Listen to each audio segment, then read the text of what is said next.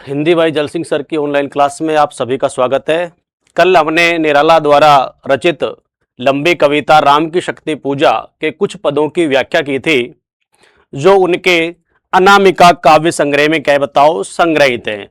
और इसके हमने कल 10 पदों का अध्ययन कर लिया था और 10वें पद का प्रसंग ये था कि भगवान राम जो हैं वो सीता मिलन यानी पुष्प वाटिका प्रसंग आ गया और सीता के प्रथम मिलन की यादें हैं वो उनके मन में क्या बताओ आ गई। ये लिखा हुआ है ना 10वें पद में कि ऐसे क्षण अंधकार घन में जैसे विद्युत जागी पृथ्वी तनिया कुमारी का छवि अच्युत।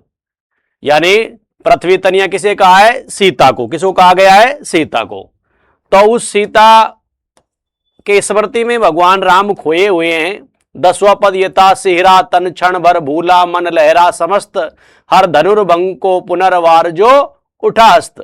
कि भगवान राम को धनुष यज्ञ यानी जो जनकपुरी में शिव जी का हर का मतलब शिव जी का जो धनुष तोड़ा था उसके लिए जैसे हाथ उठाए थे वैसे ही हाथ आज उठाए हैं और सीता के ध्यान में भगवान राम क्या बताओ लीन है। ये प्रसंग हमने क्या बताओ पढ़ा था और अपने बाणों की वो बात करते हैं कि मेरे बाणों से राक्षस तो ऐसे जल जाते हैं जैसे सलभ पतंगे, ताड़कू सुबाहु विराद सरस्ते दूषण खर।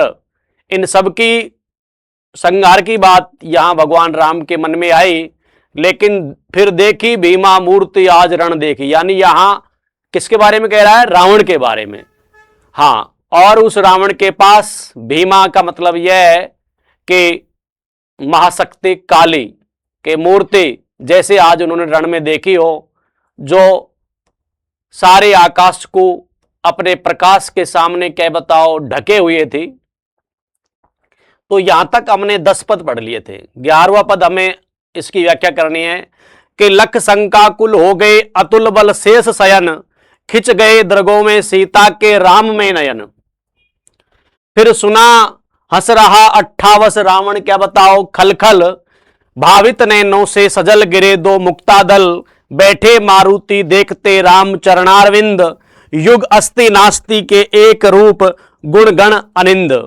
साधना मध्य भी शाम में वाम कर दक्षिण पद दक्षिण करतल पर वाम चरण कपिवर गदगद पासत्य सचिदानंद स्वरूप विश्राम धाम जपते शय भक्ति अजपा विभक्त हो राम नाम।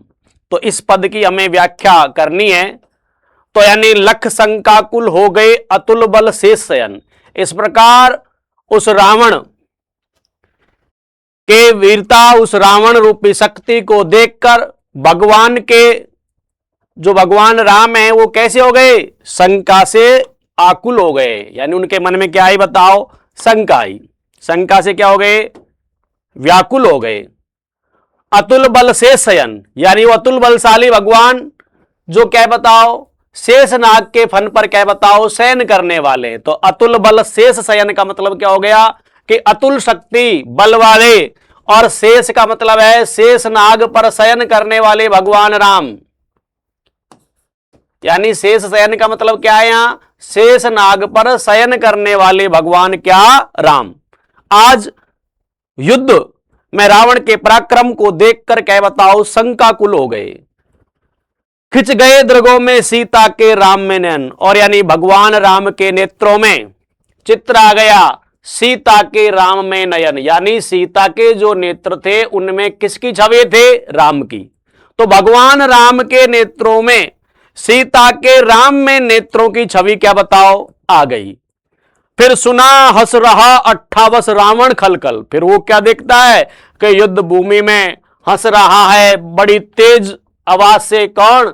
रावण खलखल। यानी रावण शत्रु है, वो बहुत ही तेज अट्टहास के साथ युद्ध भूमि में क्या बताओ हंस रहा है।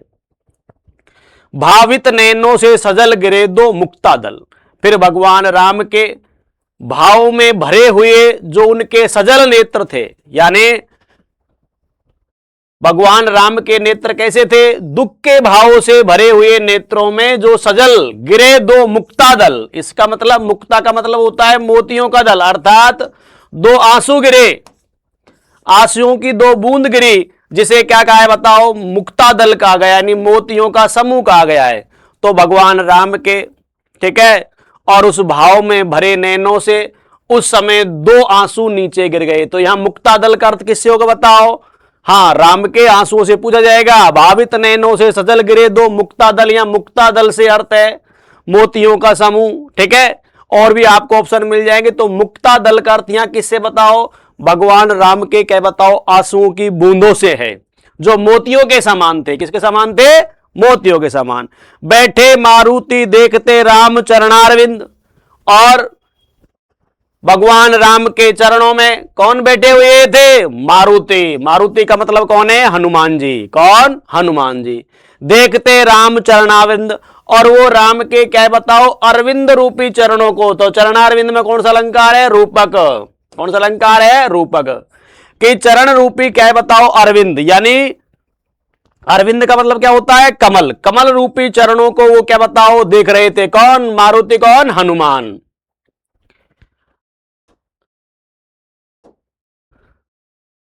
युग अस्ति नास्ति के एक रूप गुण गण अनिंदे। वास्तव में अस्ति का मतलब है और नास्तिक का मतलब है नहीं। इसे हम आस्तिक और नास्तिक दोनों रूपों में समझ सकते हैं कि वास्तव में युग के आस्तिक और नास्तिक का एक ही रूप गुण गण अनिंद, यानी उन गुण, भगवान राम के चरणों के गुणों को क्या है बताओ? चरणों के गुण गण अनिंद, यानी बिना किसी अनिंदे, यानी बिना किसी निंदा के भाव से वह एक ही रूप में आस्तिक और नास्तिक दोनों को क्या बताओ? एक ही रूप मानकर भगवान के चरणों का गुणगान कर रहे थे।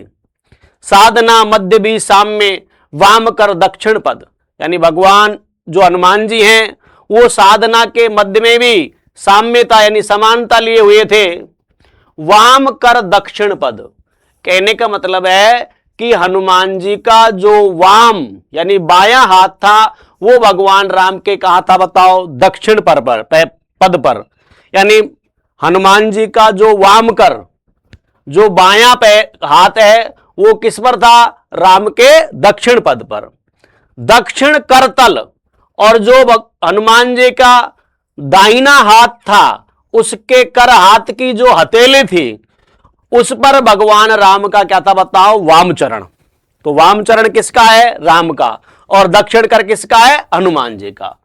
कपिवर गदगद, इस प्रकार वह कपिवर बताओ क्या है? गदगद, यानी प्रसन्न हो रहा था। पासत्य, क्योंकि उसने किसको प्राप्त कर लिया था? सत्य को।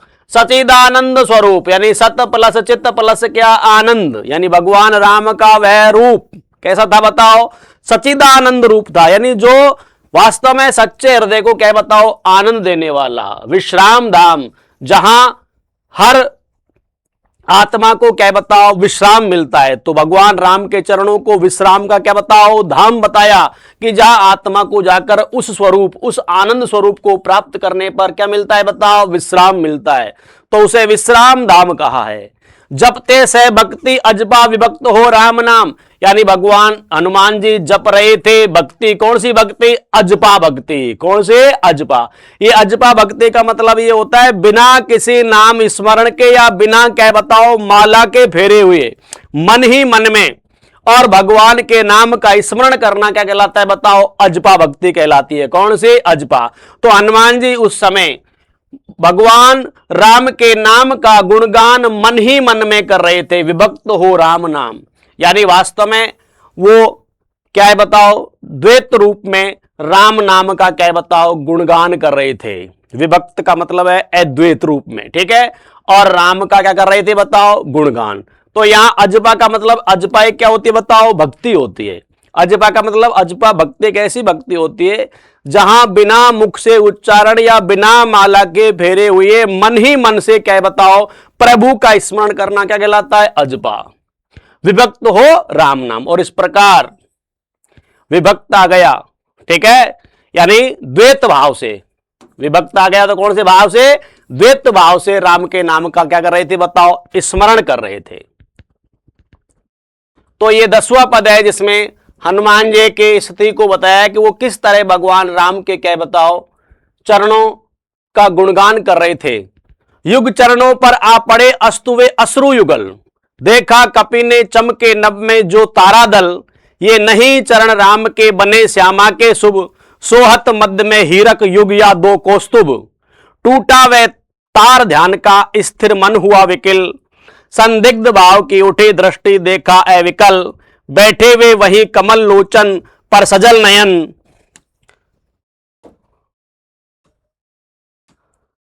व्याकुल व्याकुल कुछ चिल प्रफुल्ल मुख निश्चेतन।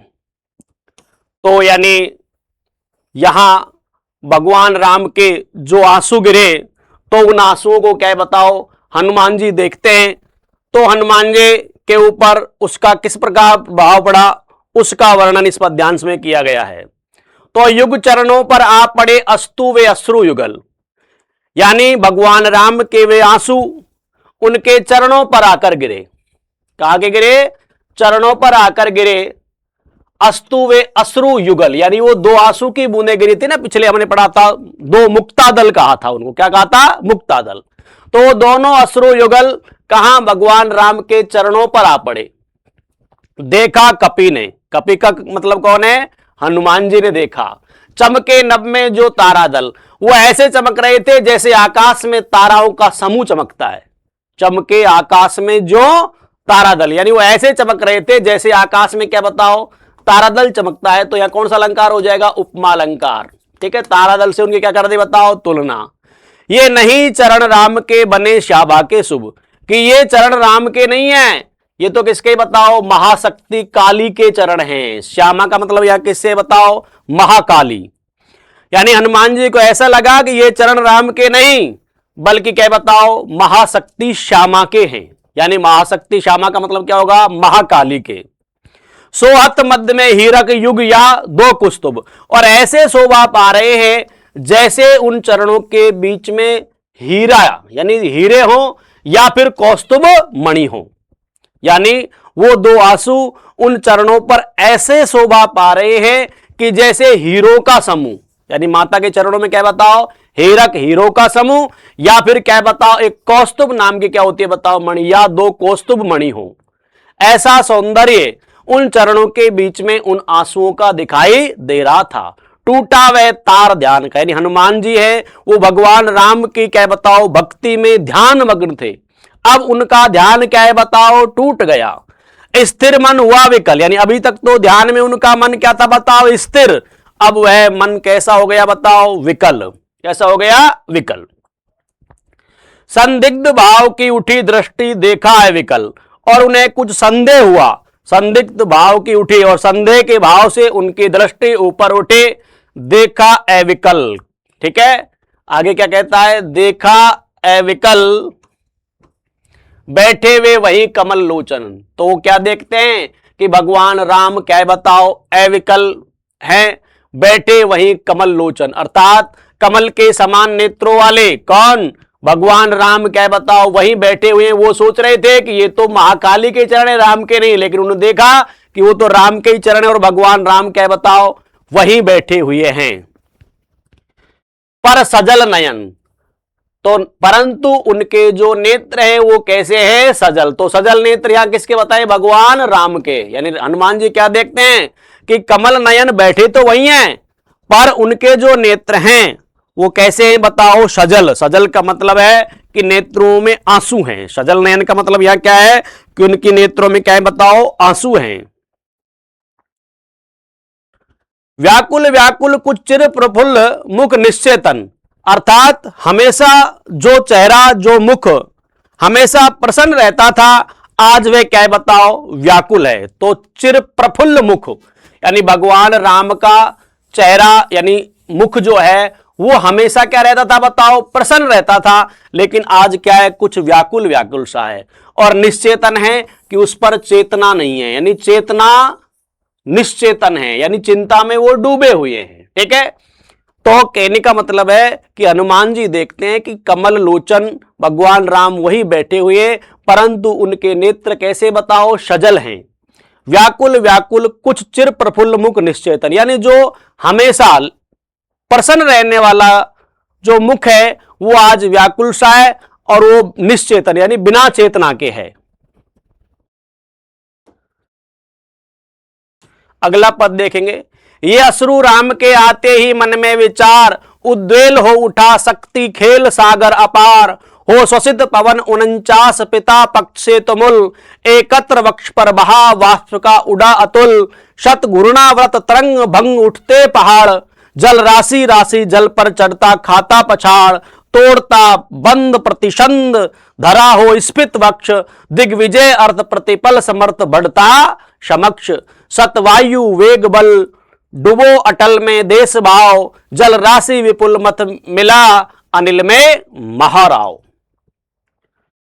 तो ये अश्रु राम के आते ही मन में विचार, तो यहां भगवान राम के आंसुओं को देखकर हनुमान जी पर जो उनकी प्रतिक्रिया हुई उसका कवि ने बड़ा ही सुंदर चित्रण इस पद्यांश के अंदर किया है कि अश्रु राम के, कि हनुमान जी देखते हैं कि आंसू तो किसके, राम के, आते ही मन में विचार, उनके मन में जब ये विचार आया कि आंसू क्या है बताओ, राम के, उद्वेल हो उठा शक्ति खेल सागर अपार।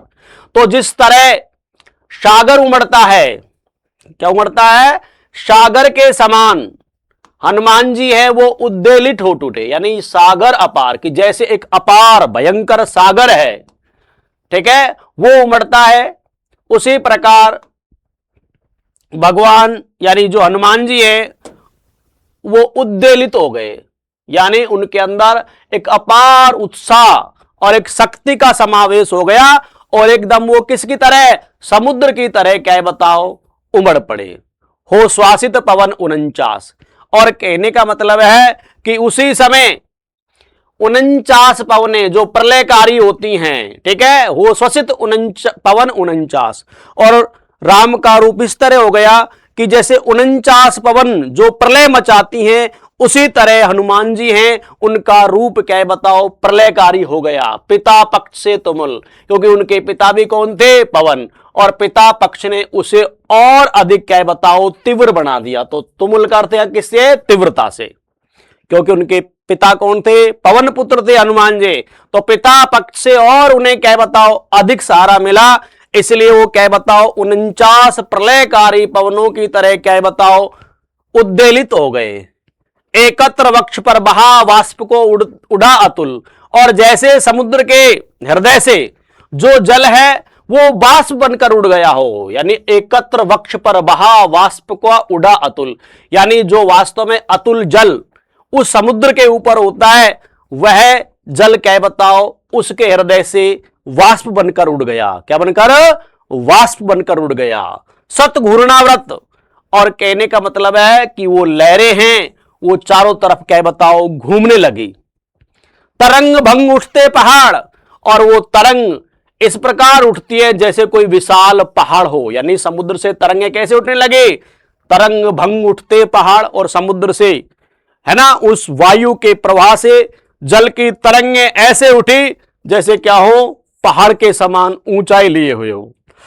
जल राशि राशि जल पर चढ़ता खाता पछाड़, इस प्रकार वो उठती हुई लहरें, जल राशि उठती हुई लहरें हैं, वो एक दूसरे के ऊपर क्या बताओ गिर रही हैं, चढ़ता खाता पछाड़, यानी एक लहर क्या बताओ बहुत ऊंचाई पर उठती है और दूसरी लहर उसके ऊपर क्या बताओ गिर जाती है, अर्थात एक भयंकर ज्वार समुद्र के अंदर आ गया, यानी ज्वार में क्या बताओ पानी ऊपर उठता है, ठीक है, तो भयंकर ज्वार के समान वह पानी क्या बताओ ऊपर उठता है। तोड़ता बंद प्रतिसंत धरा हो स्फीत वक्ष, और इस प्रकार वह समुद्र अपने बंधनों को तोड़ता बंद प्रतिसंत धरा हो स्फीत वक्ष, यानी अपने बंधनों को तोड़ता हुआ समस्त धरा पर क्या बताओ फैल गया। धरा स्फीत वक्ष, यानी समस्त धरा के हृदय पर वो जल क्या बताओ फैल गया। दिग्विजय अर्थ प्रतिपल समर्थ बढ़ता समक्ष, और वो दिशाओं पर विजय प्राप्त करने के लिए और आगे बढ़ रहा था, है ना, दिग्विजय अर्थ प्रतिपल समर्थ बढ़ता समक्ष, और ऐसे बढ़ रहा था, ऐसे सामर्थ्यवान हो गया, ऐसे शक्तिशाली हो गया वो जल कि जैसे वो क्या बताओ चारों दिशाओं में क्या बताओ दिग्विजय प्राप्त कर लेगा। सतवायु वेग बल, और इस प्रकार वह सैकड़ों वायुओं के वेग के बल से डूबा अटल में देश भाव, कि जैसे इस सारे देश को अपने जल में क्या बताओ डुबो देगा। जल राशि विपुल मत मिला अनिल में महाराव। यानी जैसे समस्त पृथ्वी को वो जल के अंदर क्या बताओ डुबो देगा, इस तरह वो जैसे समुद्र उठता है ऐसे हनुमान जी वेग से उड़ रहे हैं। जल राशि विपुल मत मिला अनिल में महाराव, और इस प्रकार वह जल राशि जो है वो विपुल अत्यधिक भाव में, और वायु अनिल का मतलब है किसके साथ, वायु के साथ मिलकर महाराव महान ध्वनि उत्पन्न कर रही थी। क्या महाराव का अर्थ किसे, यहां महान ध्वनि उत्पन्न कर रही थी। तो यानी यहां हनुमान जी के वीरता के भाव को और किससे बताओ, समुद्र से, कि जिस तरह समुद्र में एकदम से ज्वार आता है और उसमें ऊंची ऊंची लहर उठती है, ऐसे ही उत्साह का संचार किसके हृदय में हो गया था बताओ, हनुमान जी के हृदय में। किसके हृदय में, हनुमान जी के हृदय में। वज्रांग तेज गन बना पवन को महाआकाश, पहुंचा एकादश रुद्र क्षुब्ध कर अट्टाहास।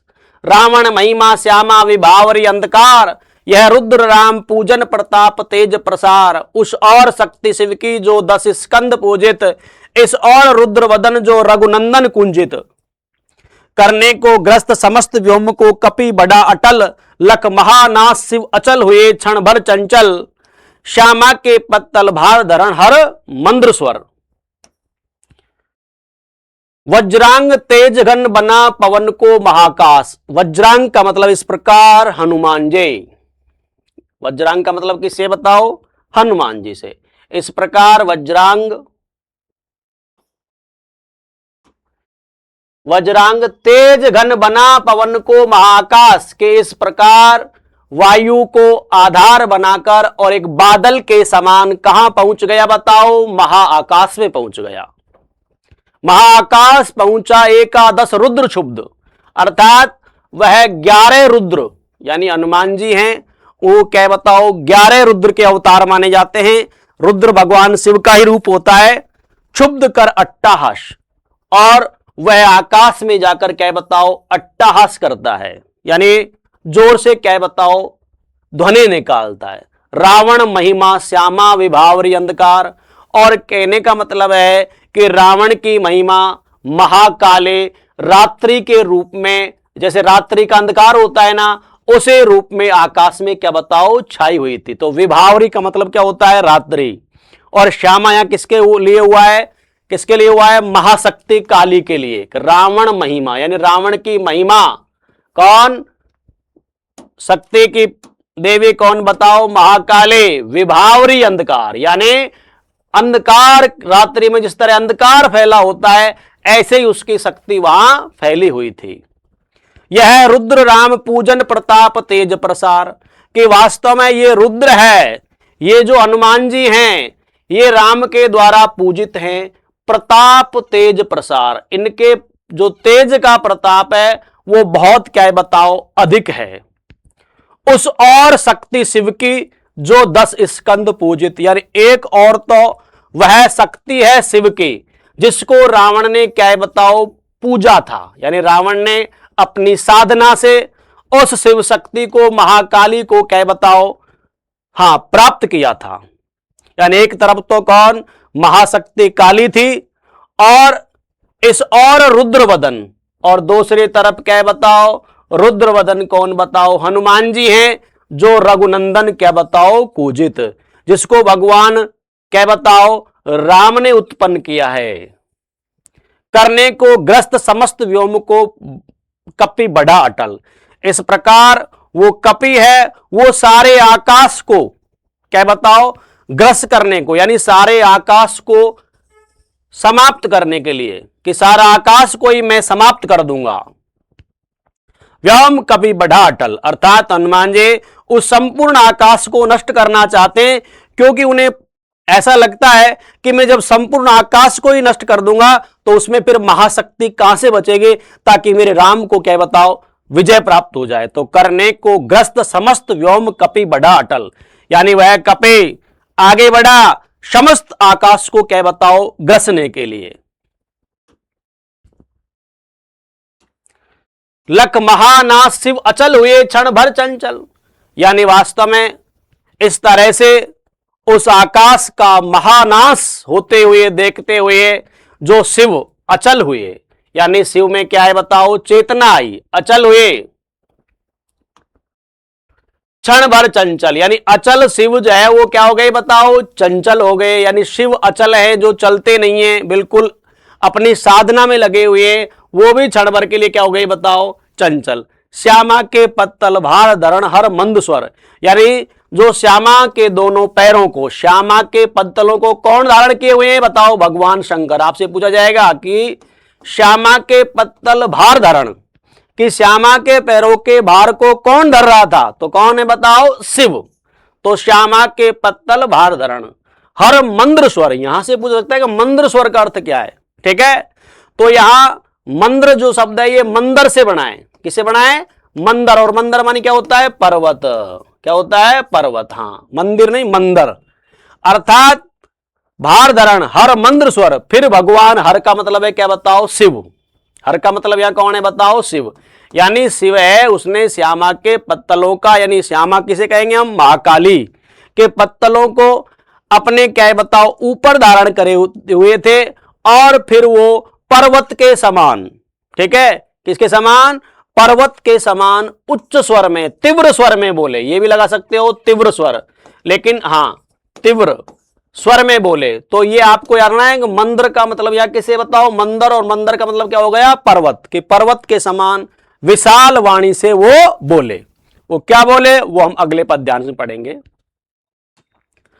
बोले संबरो देवी निज तेज नहीं वानर, ये नहीं हुआ श्रृंगार युग्मगत महावीर, अर्चना राम के मूर्तिमान अक्षय शरीर, चिर ब्रह्मचर्य रत ये एकादश रुद्र धन्य, मर्यादा पुरुषोत्तम के सर्वोत्तम अनन्य, लीला सहचर दिव्य भावधर, इन पर प्रहार करने पर होगी देवी तुम्हारे विषमहार, विद्या का ले आश्रय इस मन को दो प्रबोध, झुक जाएगा कपे निश्चय होगा दूर रोध।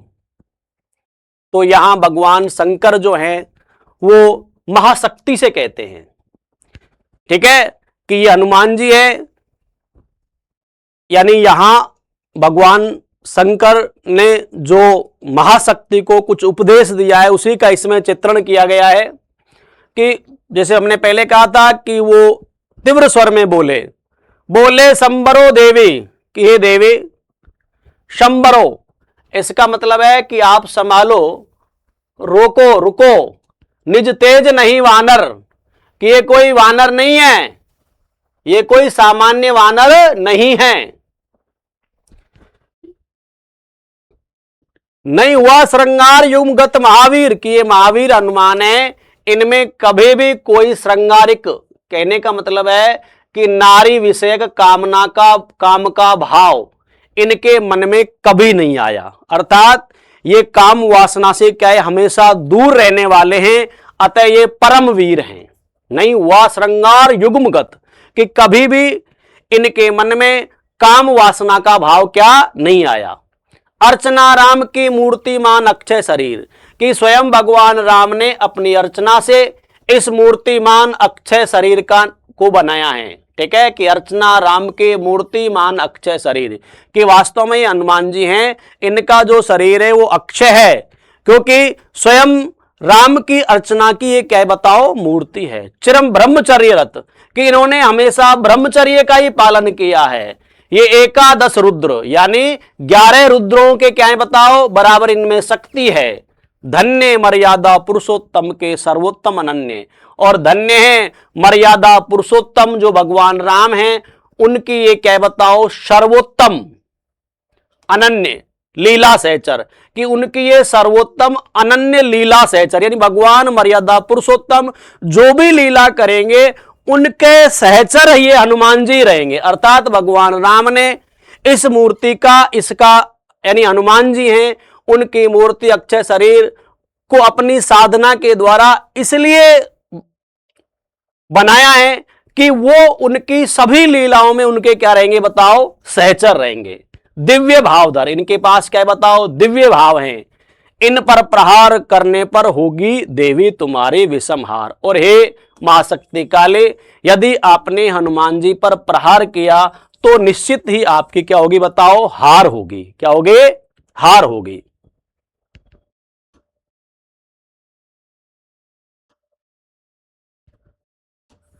विद्या का ले आश्रय इस मन को दो प्रबोध, कि आपको इस समय क्या बताओ, विद्या यानी बुद्धि का सहारा लेना है, विद्या से काम लेना है, शक्ति यहां नहीं चलेगी। तो विद्या का ले आश्रय इस मन को दो प्रबोध, और इनके मन को कुछ ज्ञान दो, प्रबोध दो, उपदेश दो, झुक जाएगा कपि। अगर ऐसा यदि आप करोगे तो ये कपि क्या है बताओ, आपके सामने झुक जाएगा, निश्चय होगा दूर रोध, और इनका क्रोध है जो विरोध है वो क्या है बताओ, निश्चित ही क्या है बताओ दूर हो जाएगा। तो ये बात कहने वाले कौन है बताओ, शंकर भगवान है, और वो किससे कह रहे हैं बताओ, महाकाली से। किससे कह रहे हैं, महाकाली से, कि ये वास्तव में जो भगवान जो हनुमान जी हैं ये भगवान राम के अनन्य लीला सहचर हैं, अतः इनके पास क्या बताओ दिव्य शक्ति है, तो इन पर आक्रमण करोगे तो निश्चित ही आपकी क्या होगी बताओ, हार। इसलिए यहां आपको विद्या या चतुराई से काम लोगे तो ये कपि आपके सामने क्या बताओ झुक जाएगा, और ये जो रोध ये विरोध है ये इनका क्या हो जाएगा बताओ, शांत हो जाएगा।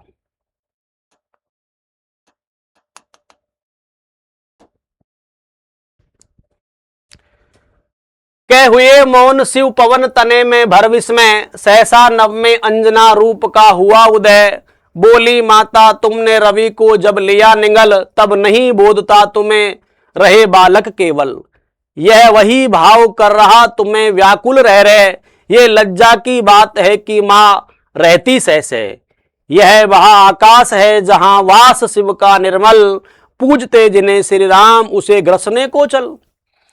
क्या नहीं कर रहे तुम अनर्थ सोचो मन में, क्या दी आज्ञा ऐसी कुछ श्री रघुनंदन ने। तुम सेवक हो छोड़कर धर्म कर रहे कार्य, क्या असंभाव्य हो ये राघव के लिए धार्य। कपि हुए नम्र क्षण में माता छवे हुए लेन, उतरे धीरे धीरे गह प्रभु पद हुए देन। तो यानी यहां जो महाशक्ति है, जो काली है, वो हनुमान जी की माता अंजना के रूप में आती है, और वो हनुमान जी से जो कहती है उसका बड़ा ही सुंदर चित्रण यहां निराला जी ने किया है। तो कह हुए मौन शिव, ये कह के भगवान शंकर तो क्या हो गए बताओ, मौन हो गए। क्या हो गए, मौन हो गए। पवन तने में भर विस्मय, और इधर पवन तने कौन बताओ, हनुमान जी हैं, वो क्या बताओ विस्मय से भर गए। किससे भर गए, विस्मय से भर गए। क्यों, कि सहसा नभ में अंजना रूप का हुआ उदय, कि उस समय जो महाकाली हो कौन से, उसकी मां क्या बताओ अंजना के रूप में उदय हुई। यानी हनुमान जी है वो उनमें विस्मय का कारण क्या भरा, कि सहसा वो आकाश में क्या देखते हैं, सहसा वो आकाश में देखते हैं कि वास्तव में जो शक्ति है वो क्या है बताओ, उनकी मां क्या बताओ अंजना के रूप में आकाश में क्या हो गई बताओ, उदय अवतरित हो गई हनुमान जी के सामने। बोली माता तुमने रवि को जब लिया निगल, तो माता अंजना यानी जो शक्ति स्वरूपा मां काली थी वो माता अंजना के रूप में आती है, और वो क्या कहती है हनुमान जी से कि तुमने रवि को जब लिया निगल, कि जब बचपन में तुमने क्या बताओ सूर्य को निगल लिया था, तब नहीं बोध था तुम्हें, कि जब तुम्हें क्या नहीं था बताओ, ज्ञान नहीं था, रहे बालक केवल, कि उस समय केवल आप क्या थे, बालक थे। यह वही भाव कर रहा तुम्हें व्याकुल रह रहे, और आज भी आप उसी भाव को दिखा रहे हो, और उसी भाव के कारण व्याकुल होकर आप उसी तरह की प्रतिक्रिया अब भी दिखा रहे हो। यह लज्जा की बात है। यानी एक मां के लिए उनकी संतान इस तरह का कोई कार्य करे तो ये किसकी बात है, लज्जा की बात है। हां, कि मां रहती सहसे, कि आपकी मां आपके ऐसे कार्यों को कब तक सहती रहेगी। यह महाआकाश है जहां वास शिव का निर्मल, कि ये महाआकाश वह आकाश है जिसको आप निगलने जा रहे हो, यहां शिव का वास है। यानी भगवान शंकर यहां क्या बताओ निवास करते हैं। पूजते जिन्हें श्री राम उसे ग्रसने को चले, कि जिन शंकर को भगवान राम पूजते हैं आप उन्हीं शंकर को क्या बताओ ग्रसने चले। तो बिल्कुल यहां वही जो तुलसीदास जी ने शैव और वैष्णव का जो समन्वय किया है वही बात यहां तुलसीदास जी ने कही है, कि शिव को तो कौन, हां भगवान राम भी क्या बताओ पूजते जिन्हें श्री राम उसे ग्रसने, किसे, शंकर को। यानी उन शिव को, उस शंकर को आप ग्रसने के लिए चल रहे हो। जिन्हें तुम्हारे स्वामी भगवान राम स्वयं पूजते हैं। क्या नहीं कर रहे तुम अनर्थ? कि बताओ ये अनर्थ नहीं है क्या? सोचो मन में।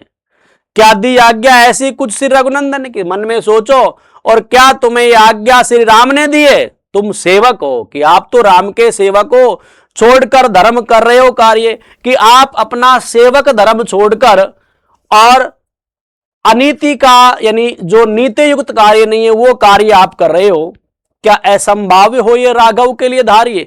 क्या वास्तव में भगवान राम के लिए आपका ये अनीतिपूर्ण जो कार्य है वो उनके लिए संभव होगा क्या? नहीं होगा। यानी वो आपसे ऐसी आशा नहीं करते हैं। कपि हुए नम्र। तो कपि क्या हुए बताओ? जो क्रोध समुद्र के समान उनके हृदय में उमड़ा था वो नम्र हुए। क्षण में माता छवि हुई लीन, और क्षण भर में वह अंजना माता के छवि जो महाशक्ति काली लेकर हुए थे वो लीन हो गए। उतरे धीरे धीरे, तो आकाश से धीरे धीरे हनुमान जी उतरे। गह प्रभु पद हुए दीन, और फिर से भगवान राम के चरणों में क्या बताओ? दीन यानी विनम्रता पूर्ण क्या बताओ? झुक गए।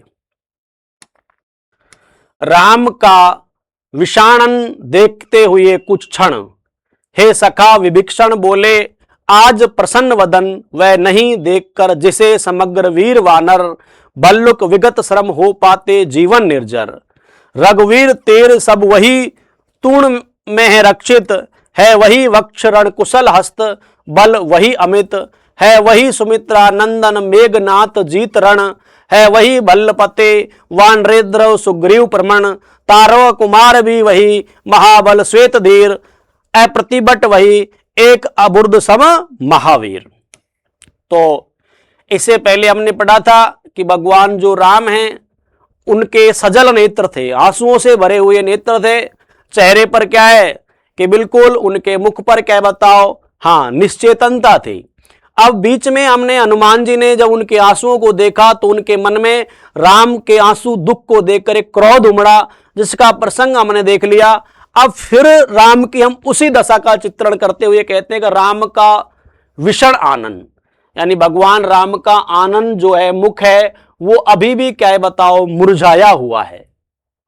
देखते हुए कुछ क्षण, और इस प्रकार उसको देखते हुए कुछ क्षण, इस तरह देखते हुए हे सखा विभीषण बोले, यानी अब जो वार्तालाप आ रहा है वो राम और किसके मध्य बताओ? विभीषण के मध्य। हे सखा विभीषण बोले आज प्रसन्न वदन ये नहीं, कि आज आपका जो मुख है वो प्रसन्न नहीं है। उस प्रसन्न मुख को देखकर समग्र वीर वानर, भल्लुक विगत श्रम हो पाते जीवन निर्जर, कि उस प्रसन्न मुख को देखकर जितने भी वीर वानर भालू सेना थे वो अपने श्रम से, यानी जो थकावट दिन भर के युद्ध की होते थे, उन्हें जीवन में एक निर्जर एक शक्ति मिलती थी आपके क्या बताओ? प्रसन्न चेहरे को देखकर। लेकिन आज आपका वो चेहरा है वो क्या बताओ? प्रसन्न नहीं है। तो भल्लुक विगत श्रम हो पाते जीवन निर्जर, कि वास्तव में जो भालू और वानरों की सेना थे वो आपके प्रसन्न चेहरे को देखकर जीवन में एक क्या बताओ? आनंद निर्जर प्राप्त करते थे, एक जीवन में उल्लास प्राप्त करते। आज वो उन्हें प्राप्त क्या बताओ? नहीं हो रहा।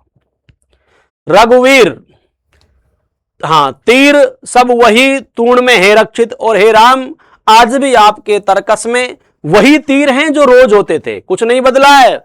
वही तीर क्या है बताओ? आपके कहां बताओ? तरकस में है वही वक्ष रण कुशल हस्त, और वही आपका वक्ष स्थल है, वही रण कुशल आपके हाथ हैं, वही अमित बल आपके पास क्या बताओ? आज भी है वही सुमित्रा नंदन मेघनाथ जितरण, और सुमित्रा नंदन लक्ष्मण भी वही हैं जिन्होंने मेघनाथ से क्या बताओ? युद्ध जीता था। तो ये सुमित्रा नंदन के लिए शब्द है कि सुमित्रा नंदन लक्ष्मण मेघनाथ जीतरण, कि मेघनाथ को जीतने, युद्ध में जीतने वाले, रण में जीतने वाले सुमित्रा नंदन भी वही हैं। है वही भल्लपति यानी जामवान भी वही हैं। वानरों के राजा क्या बताओ? सुग्रीव भी वही हैं, प्रमन है, खुश है। तारा कुमार भी वही, और क्या बताओ? तारा कुमार यानी अंगद, यानी जो अंगद है उसकी मां का नाम क्या था बताओ? तारा। तो तारा कुमार भी वही महाबल श्वेत धीर, यानी वो श्वेत रंग के महाबले वीर तारा कुमार भी क्या बताओ वही हैं। अप्रतिभट भी वही, ये भी एक सेना नायक है। और एक अर्बुद सम महावीर, और महावीर कौन बताओ, हनुमान जी। महावीर किसे कहा है, हनुमान जी भी वही हैं जो 1 अरब योद्धाओं के समान हैं। अर्बुद का मतलब यह किसे बताओ, 1 अरब योद्धाओं के समान, अर्थात अकेले ही अरबों योद्धाओं यानी 1 अरब योद्धाओं से लड़ सकते हैं, तो इसलिए उसे क्या माना है, 1 अबुर्द सम महावीर। तो 1 अरब योद्धाओं के समान किसे माना है बताओ, हनुमान जी को। किसको माना है, हनुमान जी को। तो वो भी वही है, अर्थात वो ये कहना चाहते हैं कि जब सब कुछ वही है तो आपके चेहरे पर ये निराशा का भाव क्यों। ये यहां विभीषण हनुमान से कहना चाह रहे हैं। है वही दक्ष सेना नायक हैं वही समर, फिर कैसे असमय हुआ उदय ये भाव प्रहर। रघुकुल गौरव लघु हुए जा रहे तुम निश्चण, तुम फेर रहे हो पीठ हो रहा जब जय रण। कितना श्रम हुआ व्यर्थ आया जब मिलन समय, तुम खींच रहे हो हस्त जानकी से निर्दय। रावण रावण लंपट खल कलमस गताचार, जिसने हित कहते किया मुझे पाद प्रहार। बैठा वैभव में देगा दुख सीता को फिर, कहता रण की जय कथा पार्षद दल से घिर। सुनता वसंत में उपवन में कूल कुंजित पिक, मैं बना किंतु लंका पते धिक राघव धिक धिक। तो यानी यहां विभीषण भगवान राम के चिंता आतुर मुख को देखकर जो उन्हें उपदेश देते हैं उनका ही इसमें क्या बताओ चित्रण यहां किया गया है कि सब कुछ वही है, लक्ष्मण भी वही, हनुमान भी वही, सुग्रीव भी वही, तो फिर क्या है वही दक्ष सेना नायक, वो की सभी कुशल सेना नायक भी वही हैं, है वही समर और वही युद्ध है जिसको आप क्या बताओ रोज लड़ते हो। फिर कैसे असमय हुआ उदय ये भाव प्रहर, फिर आपके मन में इस समय ये निराशा का भाव कहां से उदय हो गया। फिर कैसे हुआ असमय उदय ये भाव प्रहर की, ये निराशा का भाव आपके चेहरे पर कैसे उदय हो गया। रघुकुल गौरव लघु हुए, यानी वास्तव में रघुकुल के गौरव हो आप और आज आप छोटे हो रहे हो। गौरव का मतलब बड़ा, लघु का विलोम होता है गुरु, लघु मानी छोटा, गुरु माने बड़ा। तो रघुकुल के गौरव आज कैसे छोटे हो रहे हैं, होते जा रहे हो तुम इस क्षण, कि अपने आप को इस क्षण आप लघु शक्तिहीन क्यों मान रहे हो। तुम फेर रहे हो पीठ हो रहा जब जय रण, कि आप उस समय युद्ध से पीठ फेर रहे हो जब युद्ध में आपकी विजय होने वाली है। जय रण, जब आपकी युद्ध में विजय होने वाली है तब आप क्या बताओ युद्ध से क्या बताओ पीठ फेर रहे हो। कितना श्रम हुआ व्यर्थ आया जब मिलन समय, तुम खींच रहे हो हस्त जानकी से निर्दय। और अब तक जो हमने युद्ध किया है उसमें कितना श्रम व्यर्थ हुआ है, ठीक है, कितना क्या श्रम क्या हुआ है, व्यर्थ हुआ है।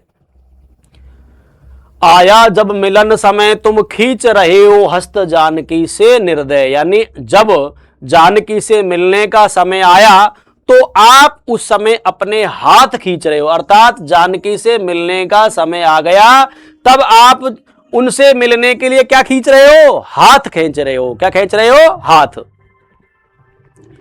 रावण रावण लंपट खल कलमस गताचार, की जो रावण है वो लंपट है, खल शत्रु है, उसके विचार दूषित हैं, आचार व्यवहार उसका सही नहीं है। तो लंपट खल कलमस और क्या बताओ गताचार, यानी उसके आचार विचार सब दूषित हैं। जिसने हित कहते किया मुझे पाद प्रहार, कि वो ऐसा रावण है कि जब मैं उनसे उनके हित की बात कह रहा था तो मेरे ऊपर क्या बताओ पाद प्रहार, अर्थात विभीषण को लात मार के उन्होंने बाहर निकाला था अपने दरबार से, इसलिए विभीषण कहते हैं कि उसने मेरे ऊपर क्या बताओ पैरों से प्रहार किया था, ठीक है, तो उसे कहा है पाद प्रहार। बैठा वैभव में देगा दुख सीता को फिर, और यदि आप युद्ध नहीं लड़ोगे तो वो अपने वैभव यानी अपने आप को शक्तिशाली मानते हुए और उस वैभव में सीता को और अधिक दुख देगा। कहता रण की जय कथा पार्षद दल से गिर, और फिर कहने का मतलब है अपने मंत्रियों के दल में गिरकर अपने युद्ध की वीरता की जय का वो दिन रात बखान करेगा।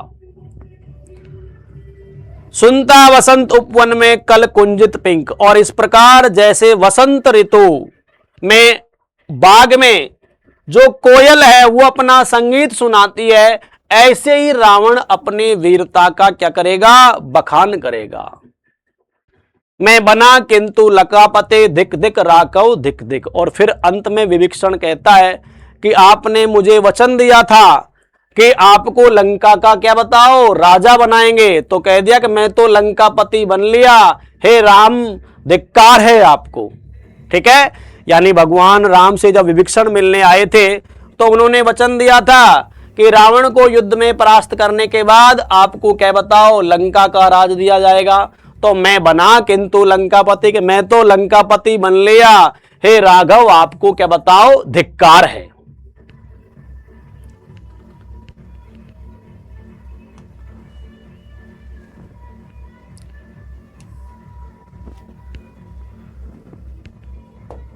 अगला पद है, सब सभा रही निस्तब्ध राम के स्तिमित नयन, छोड़ते हुए शीतल प्रकाश देखते विमन, जैसे ओजस्वी शब्दों का जो था प्रभाव, उससे न इन्हें कुछ चाव न कोई दुराव, जो हो वे शब्द मात्र मैत्री के समुन रखते, पर जहां गहन भाव के ग्रहण की नहीं सकते।